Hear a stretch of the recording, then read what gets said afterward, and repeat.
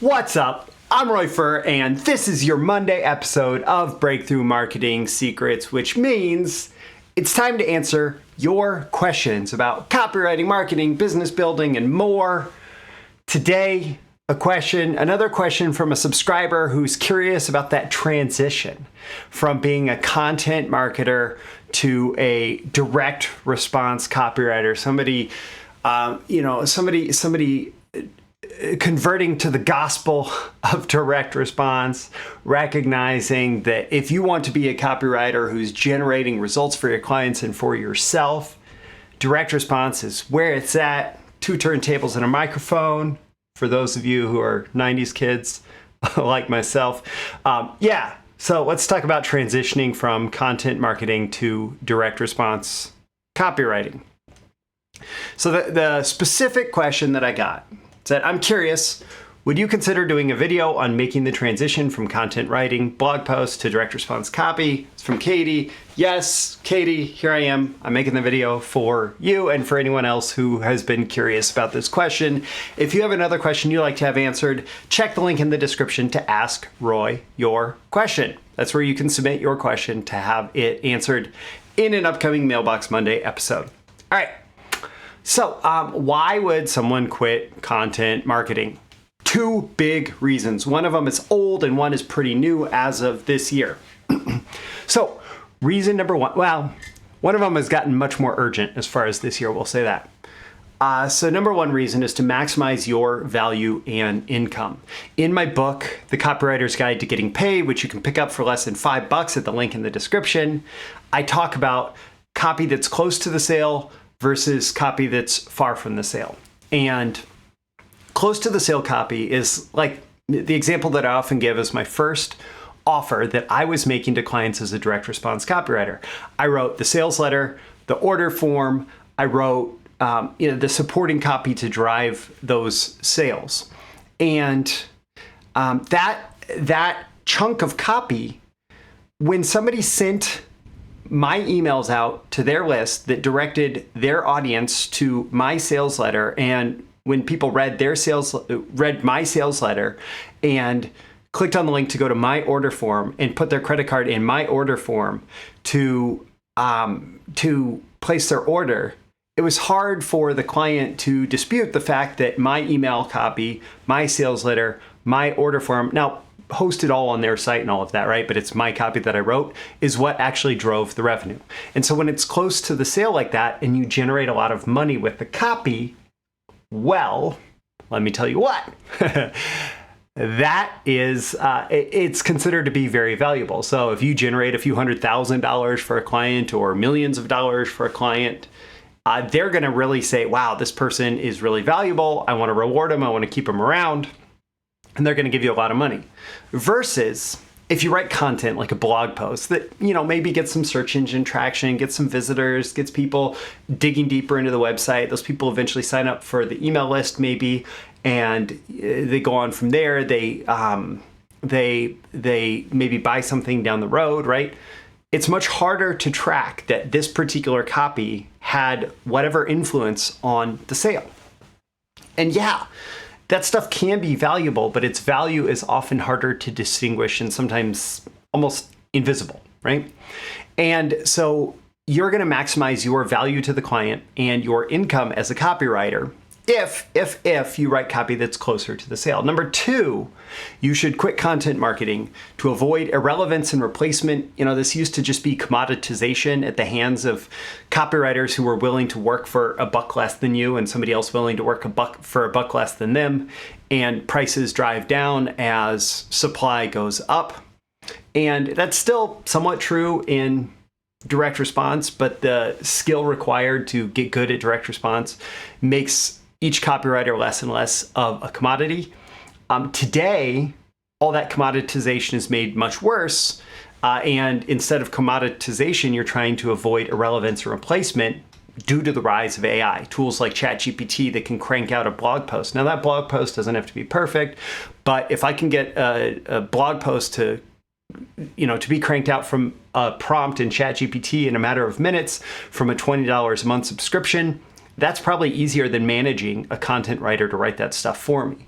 But ChatGPT, as much as we would like it to be, is not at that level as far as being a good copywriter now, and probably won't be for quite a while. And even when it is, the skills required to be successful with it are probably going to be the same skills that are required to be a good direct response copywriter today, meaning if you have good copywriting skills, you'll get good copy out of ChatGPT. If you don't, you won't. And so it's going to be much harder for it to replace the human copywriters, at least fully, for a long time. Content marketing, on the other hand, it can see a blog post, it can copy the general structure of a blog post, it can output that blog post, and it's going to be pretty dang good, especially if it's a more generic topic.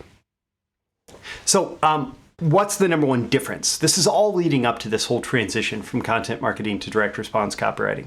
The number one difference between content and direct response copywriting, content marketing, content copywriting, and direct response copywriting is what I'm calling action intention.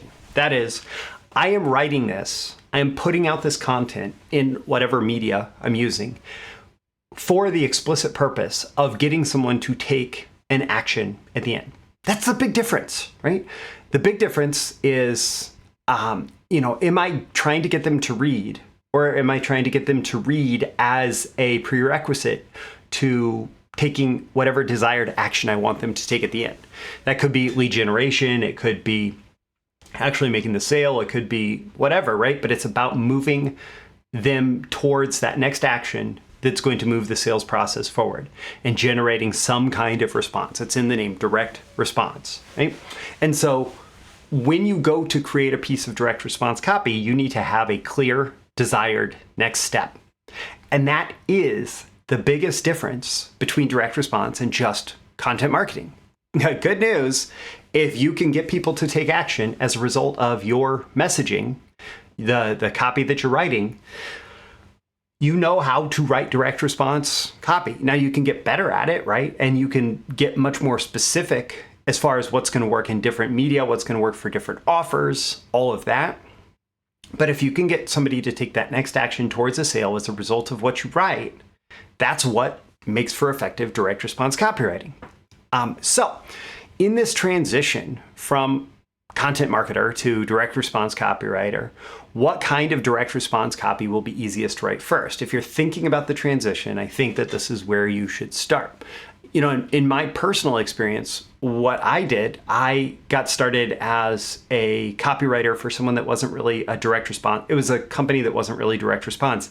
And I wrote a bunch of copy. Some of it was like product description. Some of it was emails asking for a response. There was a lot of short copy landing pages, all of that stuff. I did not get into the long copy for a few years. And some of that was much better than others at the beginning.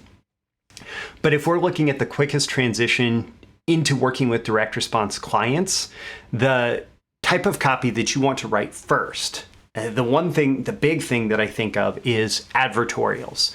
Now, if you are already skilled at writing blog posts for a particular audience, writing advertorial blog posts for that audience should be fairly easy, fairly straightforward. Basically, what you're doing is you're writing something that looks and feels like a blog post, but is designed to persuade like a sales letter, right?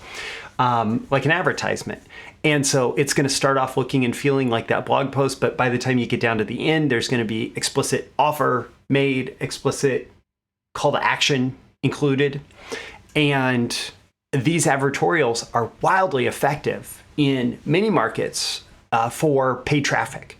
So when you see an ad that goes to something that kind of looks like a blog post, but it's really a dedicated page on a dedicated site that's driving people towards some kind of e-commerce checkout process, that's the kind of stuff that's going to be very easy for you to move towards. And the great thing is that the companies that are doing lots of advertorials that are in this style, and there's also advertorials in the style that look more like news articles, right? Depending on the market, it tends to vary a little bit, right? But these advertorials in the style blog posts or articles, those companies, they see the value. They're putting money into driving traffic to that advertorial that drives traffic to their checkout process and generates money. And honestly, if I was transitioning from content writing to direct response today, I would probably really go for advertorials. And the thing is, I think that that opportunity in advertorials is probably only getting bigger today. I don't think that it's shrinking at all. I think that it's only getting bigger today, and it's so useful across so many different industries, so many different topic areas, and it really does leverage the power of content marketing to get attention around a particular topic and drive people through towards taking action.